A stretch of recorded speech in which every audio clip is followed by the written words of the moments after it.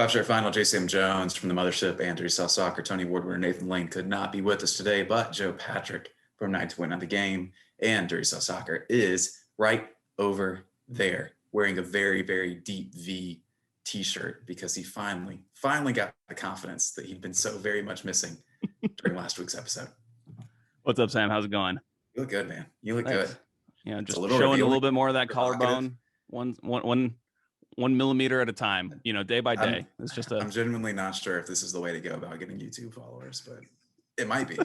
It might be. I don't know. We'll find out. We'll find out if we can still put together an audio show that equals the quality of the visuals I'm seeing right now.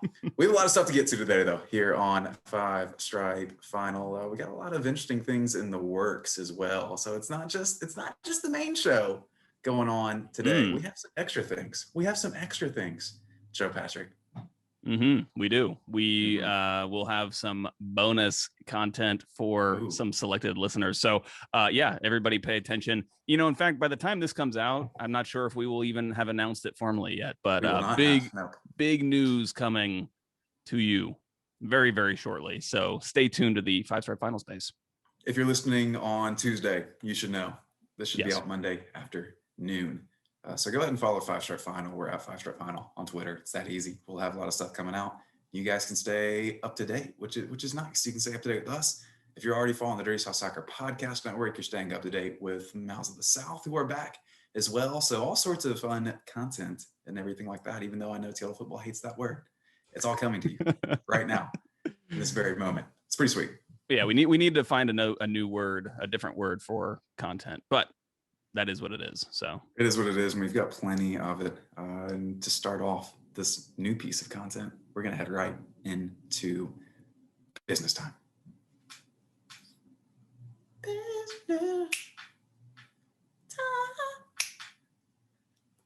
Business time. Joe Patrick. Lautaro Giannetti is moving quickly in his business. He's already on a plane. He might have landed by now. He literally hopped on a plane like last night from, I think, Buenos Aires at like maybe 11 p.m. Eastern Standard Time. And I'm assuming he's already landed in Atlanta, from my understanding. You'd think so. I surely hope so. If not, something terribly wrong has happened. But looking exciting. I kind of thought we might get another Monday surprise and have that announcement on us today. We got a much different kind of announcement today, which I'm sure we'll get into at some point here. But it's exciting to see.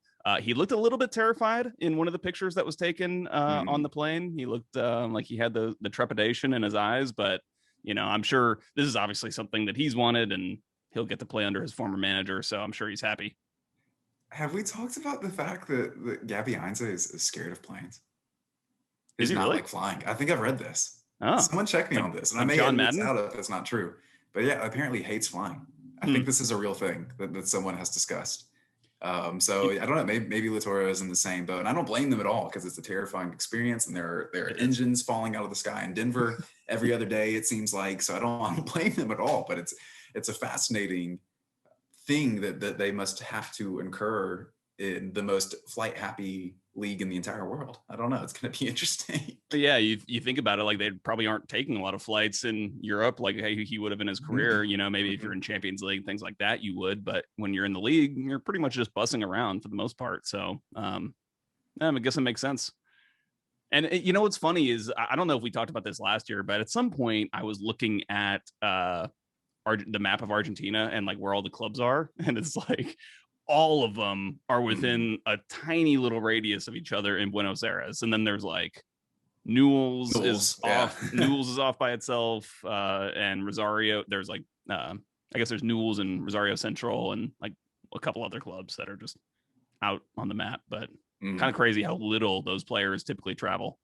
Yeah, so probably not used to flying, but very much used to commanding the back line. Again, we're excited about him. It feels kind of like the centerpiece, the capstone to a very busy off season so far. So we should get an announcement on Giannetti very, very soon. We should also probably learn how to say his name correctly and not like we're from.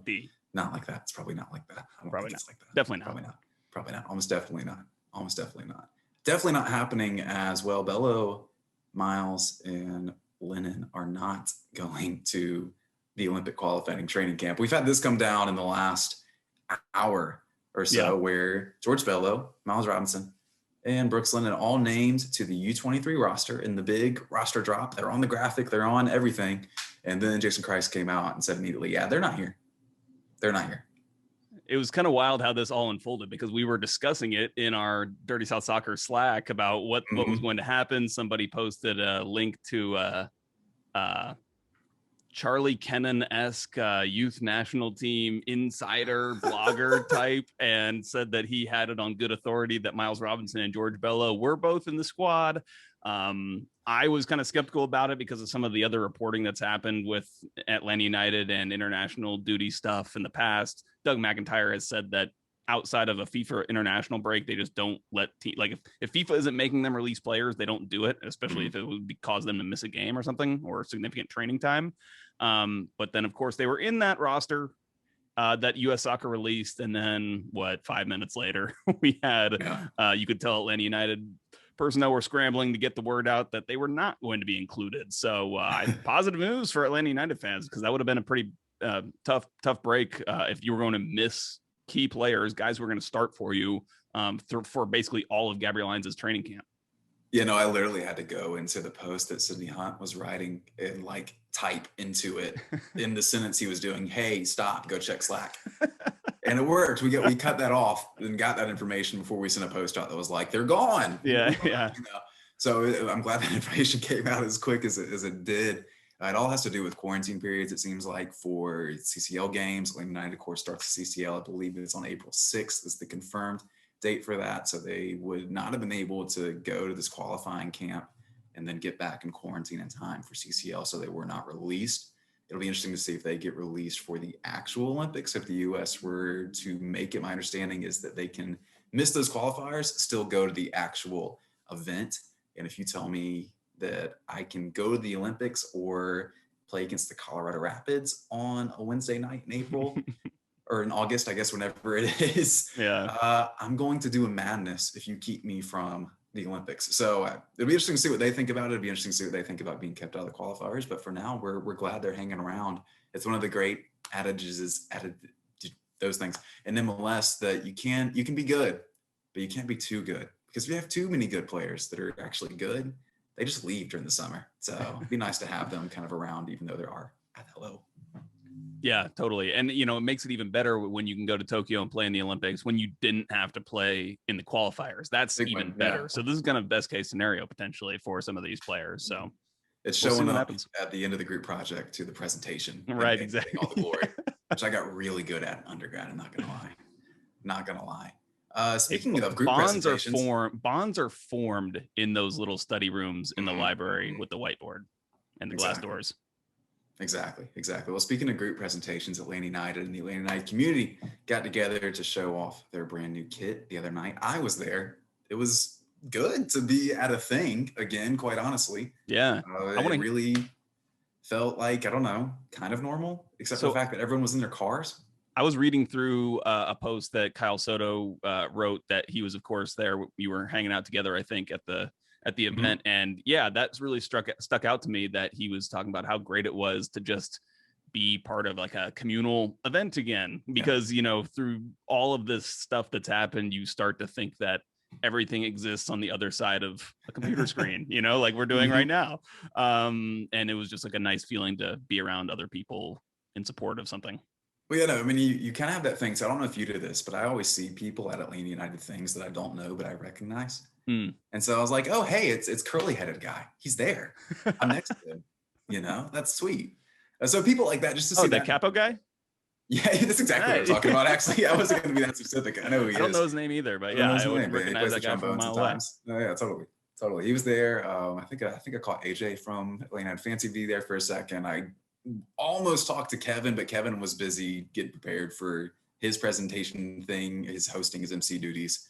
So I didn't go bother him, but friend of the show, Kevin Egan, was also there. So it was just good to see people I recognized. And then there were people I'd never seen before, like Jeezy. And that was cool. Yeah, I was watching. It was funny. I was watching on YouTube, and me and Rob were both kind of chatting along in the comments as the live stream was going, and I was actually impressed. The live stream was pulled off seemingly without much of a hitch. Nice. Which it was quite a production. So kudos to the Atlanta United digital team for pulling all that off in difficult circumstances. Really cool. Yeah, no, absolutely. And the idea to do the lasers on the side of the stadium was awesome and well done. Honestly, it was cool. It was a little awkward for me and Kyle, who are outside of the cars and couldn't hear the audio going with it. So I'm sure there was like a musical. I understand there was like an Atlanta United mixtape playing in the background. It was crazy. It was incredible. I feel like that changed people's opinions on the kit. Yeah. I have the names of those artists and the songs from the comms team. I had people asking about that. Nice. I will get those to you ASAP. Thank you for reminding me. Don't let me forget that. Someone at me. Make sure I do that. But yeah, no, it was good. Like I said, to just kind of be at a thing in general, you know, and like I said, I wrote about this for the mothership. I have a piece up about the entire kit launch, and just kind of seeing Josef was like the big thing. Seeing how people reacted to Josef was the big thing. By far the biggest cheer of the night was for Josef Martinez. Just seeing him out there and being himself and saying he looked kind of fat was amazing. That was cracking me up. Typical Josef. He couldn't stop slapping his belly too. He was kept on like, which I thought was something amazing. He's been doing ever since he's been injured too. Just sitting there like, man, this is getting bigger. It's funny because I can't remember if it was earlier that day or maybe the day before when we had talked to Carlos Bocanegra. He did a little media session. I think it was the day before, and he had said that Josef Martinez was fit and ready for selection or would be in the first game. And I thought about amending that tweet that I had put out to say, like, when we're talking about fit, we're talking about the injury, not the actual fitness situation will come. I think the idea of a fat Josef like destroying the league though is kind of it's the third Pokemon evolution of Josef. It's final form. So I don't know. I'm kind of here for it. I hope he kind of keeps the belly, to be totally honest. It's gonna roll. It's gonna roll. But yeah, no, that comes down the same day. Josef Martinez will be available for the beginning of the season, which is massive. You know, we assume so. It's almost a year to the day since that ACL tear went down. Hopefully he's good. Hopefully his other ACL is good. There's always the danger that's increased of tearing that and then re-tearing the other one and everything like that. So you do have to keep an eye out for that throughout the year. I'm sure they'll be very, very careful with how they handle him going forward. But I mean, it's just good news all around for the most part.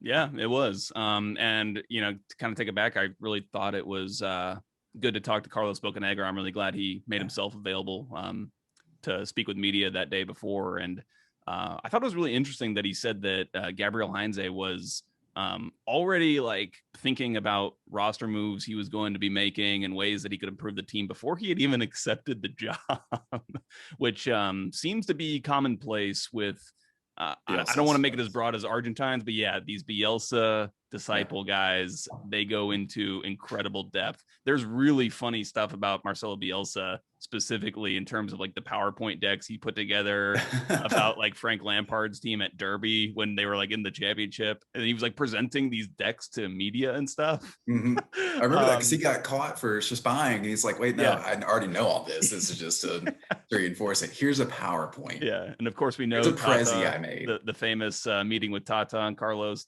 before he was hired, where they were using salt shakers to do tactics and things like that. Yeah, so love hearing that stuff. It's cool insight to hear. So I'm glad we got to know that.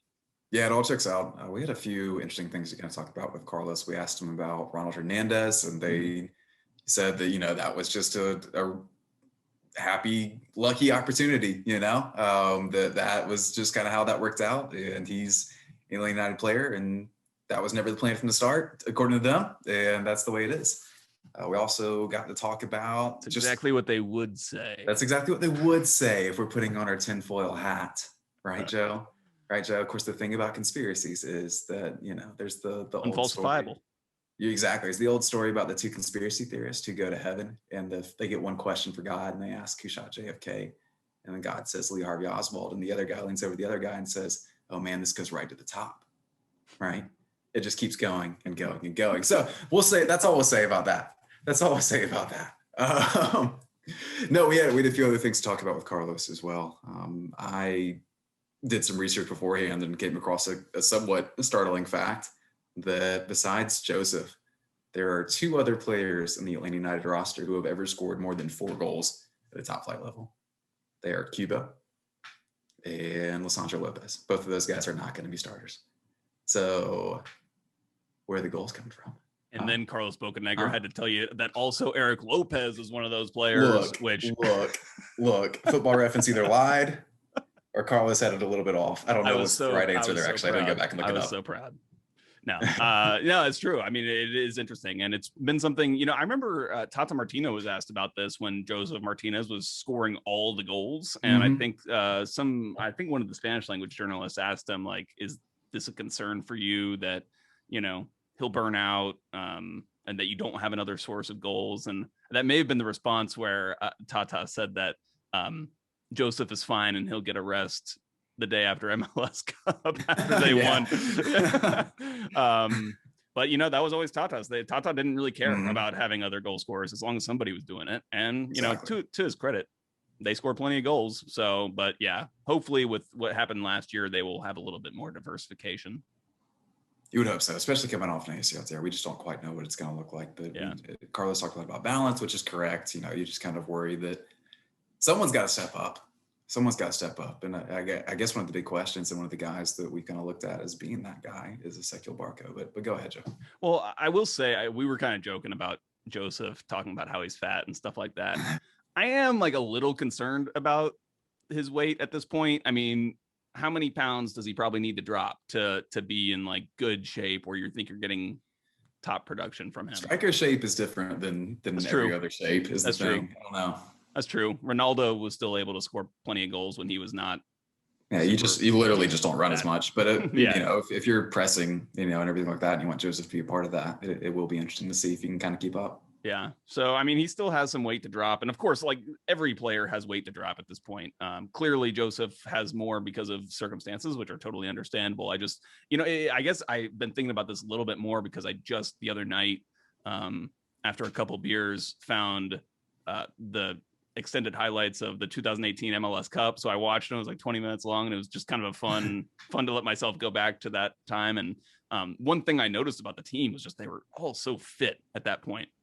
Way more fit. And obviously the tactics and just the aggressive nature of Tata's team plays into that as well. But it just looked like, you know, they were chasing everybody down and throwing themselves into challenges and then getting up and sprinting around, where I feel like in the seasons that followed that, there was less of that in 2019, and then even less of that last year, to the point where you're trying to make do with guys like Jürgen Damm and Kubo Torres, who are coming off of not having played. So it'll be interesting to see kind of what the overall fitness of this team looks like under Heinze. I think the team just got less athletic too, to be totally honest. For sure. You know, and that's something that Carlos mentioned that in the midfield, they wanted to get a lot more athletic. And I think they've done that. And I think that's kind of the plan, is to be, you know, more explosive in that area of the field, you know, and be able to cover out more ground and be able to cover loose balls and everything like that. So we'll see, but it's a good point. It's a good point. I'm sure that Heinze is making them run wind sprints like as we speak. Yeah. You know, that's something that's also famous in Bielsa circles, is the extremely intense training sessions as well. Just the other day, Michael Parkhurst tweeted that he was like sweating just having to look at the pictures from preseason up to the first day because of how how intense he knows how intense those days are. So clearly these guys are working very hard right now to get themselves in shape. Exactly. And hopefully it gets Josef in shape, and hopefully it gets Ezequiel Barco in shape, because we want to talk a little bit more about him. As Rob Ushery posted today, I think a very, very good piece on how important this year is for Zeke. It's interesting for sure, and we have some good questions about it as well. But I want to talk about Rob's piece first a little bit, and his kind of whole thesis centered around how crucial this year was to Barco's chances to not only make up for the dollar value that's been spent on him, you know, but this is his personal chance to get somewhere in Europe to take that next step that we'd always kind of assumed he would get. Yeah, it's kind of down to his contract and just the context around that, right? Because in soccer, it's like especially MLS clubs are not really in positions to just re-up a DP on a new contract before it's over. You can, but that's clearly not like the plan with a guy like Ezequiel Barco. And this is the year for him to really impress other teams. And this year could be the difference between getting a move like Miguel Almiron did, where you're going to Newcastle, you're going to the Premier League, you're making a big move, or you're making a Pity Martinez kind of move where you're moving to, an obscure place or a less competitive league, which is not something that Ezequiel Barco wants. He wants to be playing in the best competitions possible. So it is a huge year for him. And you hope that something like that can motivate a player. I mean, I think that kind of thing motivates all players all the time. They're always trying to think about, how their performances are going to affect their career. And so, but I think that's much more the case with Ezequiel Barco this year than maybe any other player on the squad right now. Yeah, I think one of the big questions is how much time is he going to miss? He's just never, ever been able to string together a series of healthy years, or really even a series of healthy games. I think I did the math on this, and he out of like a total of like 96 possible games, he's played in like 41. Wow. Yeah. Or started 41. Excuse me. I think that's the right number. He's missed significant portions. He missed significant portions in 2018 with the obvious thing.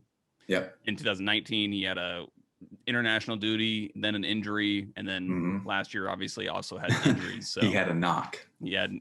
Apparently a couple knocks. So I don't know. It's something that if he's on the field, he's been okay. He's been good. He hasn't lived up to the DP money yet. Yeah. But maybe if he gets that first full year, and again, this is something that Carlos mentioned as well, that, a part of that balance is getting Zeke back in the form he was at the beginning of 2020 and 2019, where he looked pretty sharp, I think it's pretty clear that Ezequiel Barco is not going to be the guy who drives the team in terms of like driving the performance of everybody else. Like Miguel Almiron was that kind of player who, like, Miguel Almiron gave you the consistent 7 out of 10 or better performances. He had the engine and the fitness to get up and all around the field and make an impact everywhere. And it seems like Ezequiel Barco is one of those guys who needs that Miguel Almiron type player around him to really unlock his own, what he can offer. He's not going to be the guy who lifts everybody else, but I think I still have confidence that he can be a good player. I think we'll talk about this a little bit later, but I'm pretty optimistic about Barco this season. But to your point, it has to be, obviously he has to stay healthy. Well, it brings up a good question from Ryan McManus, who asks, do you think Barco ultimately goes to Europe or not? He says he's in the not camp. And it's something that Rob mentions in his article as well, that it used to kind of be these names that were floating around Zeke were like Arsenal and some other folks that were pretty high up there in the European stratosphere, I guess. And then it kind of like dropped down. It was like Fiorentina and teams like that. Now it's a question of, like you said, is he going to go to a place like Fiorentina, or is he going to be at Al Nassr, or even just back to South America? I don't know at this point. I'm kind of leaning towards what Ryan's thinking, which is that he's probably not going to be in Atlanta after this year. Almost definitely not going to be in Atlanta after this year. And I imagine his destination, if I had to guess, would be somewhere in South America. Wow. Yeah. I mean, I definitely agree. That's harsh, that I know. I agree that this is his last year in Atlanta, whether he plays poorly or amazing. I just think that just based on the timing, this is going to be the year. And I don't know. I mean, obviously his performances are going to dictate a lot about where he plays next, and we don't know exactly, but I tend to be more optimistic about it. I think that I would say that he does play in Europe. I think that even if you're Ezequiel Barco, you play poorly and you don't get the offers you want. I will say Rob pointing that out in that piece was really striking to me. It was, I'm glad he kind of put it that bluntly, where he's kind of had that, what's the opposite of a descent kind of in terms of the teams that are interested in him. But I still think that he might choose to even go to the championship. Not that I think that that's something that that would likely happen, but I feel like for him, he would want to at least put himself geographically closer to some of those teams, as opposed to going back to South America. But we'll see. You never know. Yeah, I'll be fascinated to see the moratorium. I guess that's the right word. The obituary for Zeke's Atlanta career. It's definitely going to be a fascinating one, especially considering what he does this year. I just don't know at this point. But I'm glad you're optimistic. I like that you're optimistic. I'm less so, but I'm less so about everything. I think it's the 25-year-old in me. So I don't know. We'll see. Yeah, I don't know. It's so hard to talk about because so much is riding, again, like we were talking about, on this season for him. But I'm just feeling confident about this team. I'm feeling like they have the playmakers. And one of the other things is you got to think about the opposition won't be able to solely focus on Ezequiel Barco this year like they were able to, especially last year. Like last year was so difficult for him because anytime he got the ball, he would immediately be swarmed, hacked down. Some of that was probably his fault. Maybe like he could get rid of the ball, but he wants to make things happen too. I think that he will find it that he'll have a little bit more space to work with, especially in a more advanced kind of tactical setup with Gabriel Heinze. I guess for those reasons, I'm more optimistic. But again, I would not be that optimistic about the fact that he will be able to stay on the pitch for all those games. So let's assume he plays 30 games. Okay, let's say 30. What does his output have to be for him to get to Europe in like a top flight European team? Just basic goals and assists. What do you think that level has to be? Because I think it has to be somewhere around like a 10 assist, 5 goal kind of year for him to even be close. I was actually going to say more. I was going to say like 12 and 8. That was kind of what I was gauging. 12 goals? Could be, no, I'm sorry, 12 assists, 8 goals. Oh, okay, yeah. It could be, it could be less, but I think it's got to be somewhere around like 20 combined goals and assists, somewhere around there. That's what I'm thinking. Sure.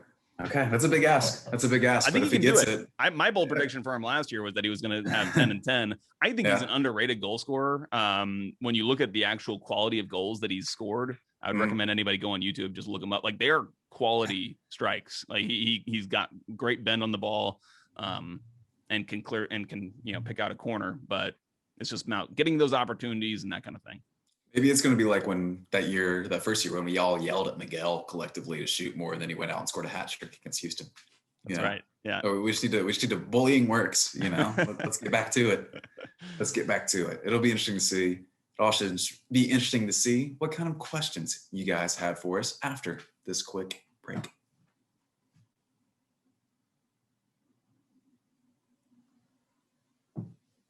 Wow, what an incredible break. We have questions. Joe, Patrick.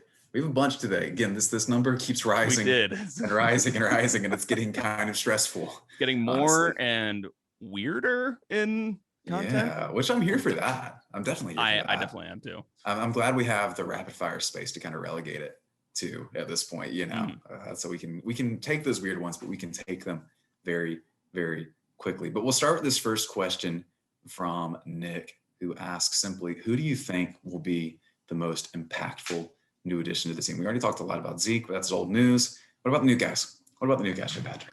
I would say this is not really, I guess, technically one of the new additions, but I think Marcelino Moreno is going to really impress. Like, I feel like we only got kind of the taste. We got like those one or two, when they bring an appetizer to the table and there's like only enough for like you to get like one bite of something. It's the Baskin Robbins tiny spoon of ice cream. Exactly. That's what we got last year.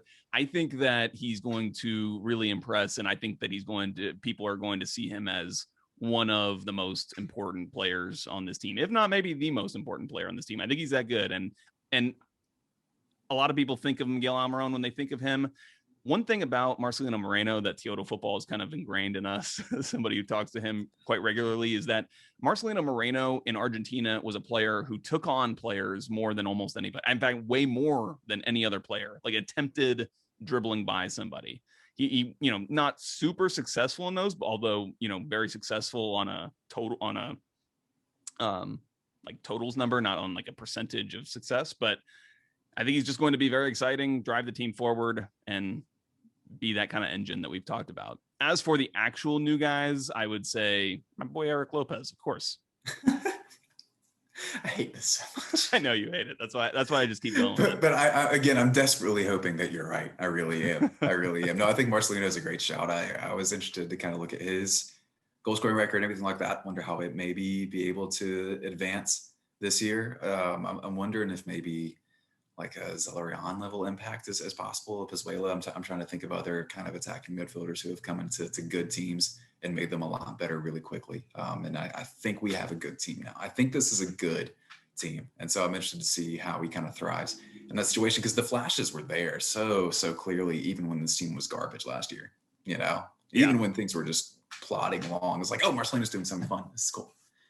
And then you kind of had to calm down a little bit as he like banked a pass off of John Gallagher's chest or something. You know, you had to temper your expectation. Final third play, last year was rough. Yeah, so hopefully that comes into a little of a smoother transition for everyone, and things come out. And like I said, I think it sets him up to thrive really, really well. We talked a bit about how we think Ibarra and Sosa are going to do. We're more excited. I think that's the consensus right now on Five Stripe Finals, that Ibarra had the better 10-second highlight clip. So we'll see what happens there. I think my pick though is Giannetti. I've mentioned this before. Just to bring in a 27-year-old center back like that is incredible, honestly, for the money they're doing it for and everything like that. It's a big step. He's going to be, did we see the actual transfer fee reported anywhere? Because I think it's somewhere up near where LGP was, if I'm right. It's around $3. I've seen like, very unsubstantiated reports of like $3 million. Right. That seems to be about the amount that Atlanta was going for David Martinez. So I would think it would be somewhere in that 3.5, somewhere around there. Which for a center back in MLS is huge. I think if that is $3.5 million, I think that's above LGP's record transfer fee for a center back, which is crazy to think about, that he is also the record transfer fee for a center back. Yeah. And that's just the kind of value that defenders usually have in MLS. And this is kind of the next great frontier for the league as a whole, is to move into this era where defensive players also command enough money to be valuable.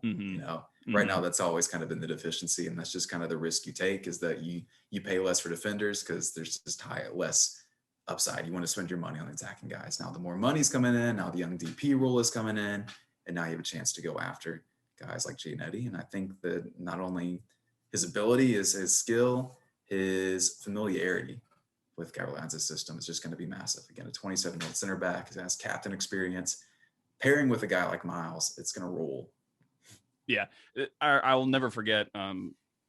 Jeff Lorenowitz told us in that Campeones Cup game in 2019 that Frank de Boer told him to be the coach on the field, and that's what Giannetti is going to be for this team. And you can't really overestimate how important that's going to be, to just have that guy who knows exactly where everybody else needs to be and kind of orchestrate all that in real time. It's going to be excellent. It's going to be excellent. Again, that's the one I'm most excited about right now. But there may still be some work to do, because a couple of folks hit at this. Christian did, as well as Niall. But I'll go with Christian's question, just kind of sum it up. He says, what, if anything, needs to be added or subtracted from the team before the season starts? I think we need a TAM/DP level right winger. And this is something I think maybe might be my fault, as far as getting people to kind of think as far as needing the flashy scoring winger, because I keep kind of bringing up things like that. I have mentioned my feelings on Jürgen Damm's potential to be that top end kind of guy. But Joe, what do you think? Is that a necessity right now, or is the team at least going to be okay? I don't think that move is coming. If you're asking that, I don't think that move is coming. I agree. Not yet. Yeah, I think it seemed possible at some point, but yeah, it doesn't seem like that is probably going to happen, especially a DP level, right? That kind. Maybe you have enough to get a guy, a depth piece in, but especially when you look at the international slots too, there's not really a lot of space on the roster to get another international player in, which you would assume would be a TAM level type of guy. So I would not anticipate that. But having that said, I do think that this team could be set up to have some roster adjustments be made in the summer. I think Ezequiel Barco potentially could be a guy that if a team in Europe is coming for Ezequiel Barco, they're probably going to want to do it in the summer in their main transfer window. And if you're Atlanta United, if you feel like he's good, but he's not, a crucial part of the team, like last year, he was a much more important part of the team just based on his ability was way better than anybody else. Now that you have these other pieces, maybe you could, you could convince yourself that you could part with him in the season. Sure. and replace him. Of course, you wouldn't just be getting rid of a guy like that. But I would not expect that kind of player coming in right now before the season. Well, the thing about replacing Barco in the summer is I don't think this is and the fans need to take it this way too. This is not a win now season. This is not the push in all the chips. This is still, even with all the deserved hype and positivity around this is not a year where you have to go all in. You just have to get the team back to a level that's exciting and respectable and gets the people engaged again. That's goal number one. So it's still technically one of the fabled year zeros for Gabriel Heinze, So if you see a spot, you see a place to move Zeke and get the money for it that helps you in the long term, I think you do it this year. I think you do it. So it'll be interesting to see, but like you said, Joe, I think you're right. I think you hold out for the summer for that. And if it becomes a necessity, you do it. You do. But right now, I don't think that's coming. I don't think that's coming. It's a good question, though, Nick. It's a good question. I do have a quick update on the green cards, and it's God. There's nothing journalistic about this at all. But I do know for a fact that Ronald Hernandez's agent, who's also Josef's agent. Yes, am I right in saying that? Yes, that's correct. Yes, same agency. Yeah. Yes, Seca Sports was spotted. That guy was spotted at a local immigration firm here in Atlanta. I will not say which one, but that is my secret update. It's true. I saw the picture. It's the guy. It's there. But what could that mean? Who knows? Yeah, who knows? So there you go. Keep an eye out for that. If I had to guess, if anyone gets their green card first, though, there's my educated guess based on the one small piece of education I've gotten. For some reason, that story reminds me of somebody who spotted Brad Guzan in a Costco one time, and he was wearing a walking boot. Yes, I remember this. Turned out he was like not, he never missed a game or anything, but it's kind of funny. Just stabilizing himself. It's all good. I understand. Goalkeepers are strange. Let's see. Christian asked another question, and I think it's something interesting because he kind of doubled down to when he asked about upgrades to the roster. He said he would support buying out Hyndman, but then he also asked what kind of impact will Lozetto make this season. And something interesting happened on the subreddit the other day where someone posted like a highlight clip of Lozetto, and it reminded me how excited we were for this guy. We thought he could contribute in a way that was going to be meaningful, a way that was better than, what Hyndman ended up bringing to the table and everything like that. So, it was interesting to kind of see that.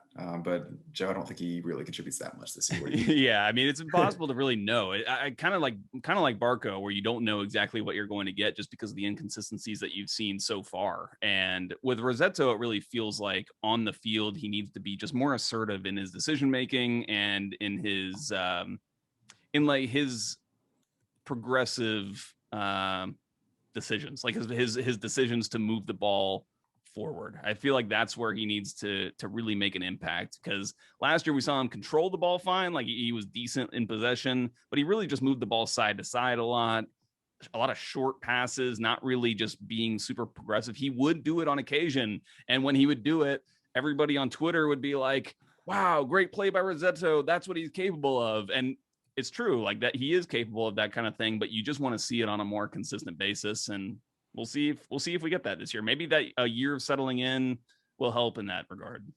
Yeah, and it'd be interesting to see what kind of role he actually ends up playing. I'm assuming Emerson will get more minutes than him for sure. Probably, but maybe Rossetto really kind of sneaks in as one of the guys who's one of the first subs out there and one of the first rotation guys and everything like that. I think that may be kind of the ceiling for him this year, but that's still an improvement over really what we got last year. I think we can be certain that everybody, Rossetto included, will at least have a chance to impress Heinze and prove to them that they should be on the field. So at least we have that kind of comfort. I think he has gotten a better haircut too. It's encouraging. It's encouraging. It really is. I wouldn't call this year a make or break year though for Rossetto. I think he's just going to be hanging around. It's maybe not a crucial thing, but it does bring up a question that Pierce asked. Pierce asked which player not named Barco is this upcoming season make or break for? It's a good question. Zeke is definitely the main one, right? Yeah, Zeke is the main one. I would say Emerson Hyndman is a big one. There's one other one I'm thinking of. Can I put forward two names? Oh, go ahead.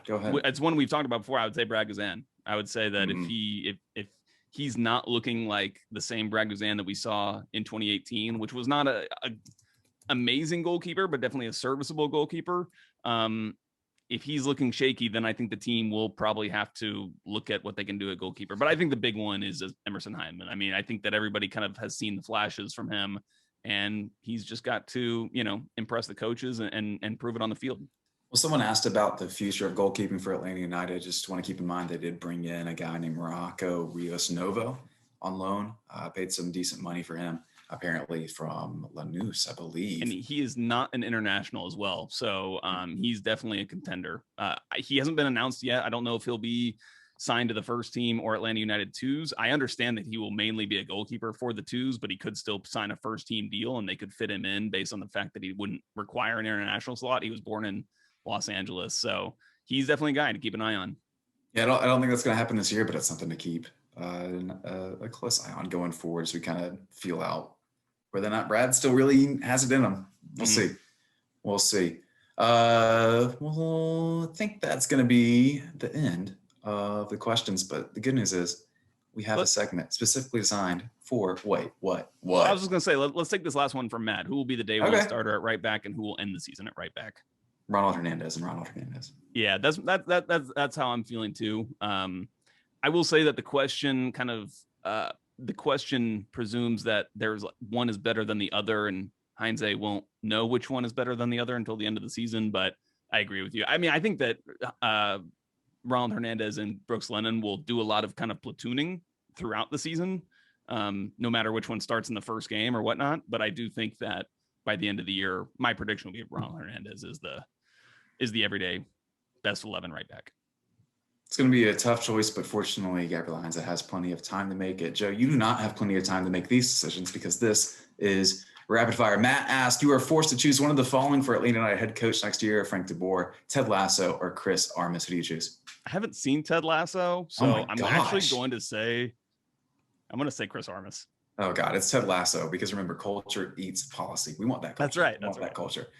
Which Matt offers a follow-up, and I guess you haven't seen Ted Lasso. This isn't going to be a great question for you, but FMK, F DeBoer or Frank DeBoer, Chris Armas, and Ted Lasso. FDB, Lasso, and somehow I'm killing Chris Armas, the guy I want coaching the team. So switch Armas and FDB for me. Steven asked, best tips for getting back in the pickup adult scene. Not playing for 8 years, needed to find my touch again before getting laughed off the field. Steven, go get your vaccine, then go to like a busy restaurant with a ball at your feet and try to nutmeg as many people as possible. They're going to love it. It's going to get you good too. Ricky asked, what player is going to fill the Larry size hole in the show's heart? I really hope it's Ibarra, to be totally honest. I hope he's just ruining people in the midfield. Joe, your thoughts? I think right now it's Bello. It's got to be Bello. Oh, that's a good one too. It might just be Eric Lopez because Joe brings him up every other segment or so, apparently. Allison asked Waffle House or Cookout. My choice is Waffle House for the ambiance. Yeah. See, I thought you were going to go Cookout, but I would also take Waffle House. Although I do think that it's kind of mood dependent, or it just depends on who you're with, that kind of thing. But generally, I would say Waffle House. Exactly. If I'm with a group of people I want to continue to talk to, it's Waffle House. If I'm with someone who I'm just drunk with, it's Cookout. Kyle asked, importantly, what do you get with your Cookout tray? I get hot dogs, nuggets, and fries with a Cheerwine shake. And I say, give me what Sam's having. Exactly. Noah asked, which of you is more disappointed in your EPL team at this very moment? First off, screw you, Noah. Second off, it's probably me. I don't know. I think it's me. We could do that forever. We don't have a long enough rapid fire. We don't have enough ragtime music to play in the background to answer that question fully. Need some Benny Hill. Sporting 22 ATL, great name. What color besides red and black would you like to see on a future kit that represents Atlanta United, a la the King Peach kit? I would like to see like a green and yellow thing. Why? I don't know. I just think it's kind of cool. And no one else does it. How about some maroon? Could really go for a maroon. Oh, okay. Bold. Mark Bircher mask with his, we've already answered that. It's about the goalkeeping thing. Sorry, Mark. Payson asked, given that Nashville has moved to the Eastern Conference, are they now our main rival? No, it's still Orlando. It's just going to be Orlando. And I think even Red Bull still has a lot more. I have a lot more hate in my heart for Red Bulls than I do Nashville. It's still Orlando, but I think that the Nashville game will be maybe more anticipated because it's an easier, better, more just fun, such a overall better travel day. They have actual things to do instead of going and looking at swans in a fountain in the middle of the city. Ben asked, if you could pick one non-soccer Atlanta athlete to be a United squad player, who would it be and why? And I had a few picks for this, Joe Patrick, so that was a good question. I thought Julio would make a good center back. I thought Acuna would continue the Venezuelan striker legacy. I think he'd be very good at that. And I think Ozzy Albies is the actual choice here. I think he'd be an incredible midfielder. Yeah, I was kind of along the Ozzy Albies lines, but I'm going with Trae Young as that just quick, can't figure out where he's going to be next kind of attacking midfielder. I could see him as like a poacher striker. Like I could see like Trae Young as like a Chicharito type. Anyway, that was rapid fire. Joe has to go to a segment. That's why we were kind of scrambling through the very end there, but he's got to go to do a hit. We're going to let him go do that. Before he gets out of here though, Joe, any final thoughts? My final thoughts are on spring training, because that's what I'm about to go talk about. But my final thoughts are, again, I'm just still can't get over the optimism, man. Lots of optimism, lots of stuff to think about. Lots of good things though. All around, everywhere right now, not just Atlanta United. Stay positive, folks. We're feeling good about everything. We hope you are too. Keep an eye out on our channels for all the new stuff. That should be my final thought. And that's your coming. Yeah, maybe that's what's making me so optimistic. I'm so excited. I'll say if you're listening tonight, or today, you should know that we have an interview tonight that we're very, very excited about. Very, very excited about. I cannot wait for this interview. Me too. It'll be a blast. All right.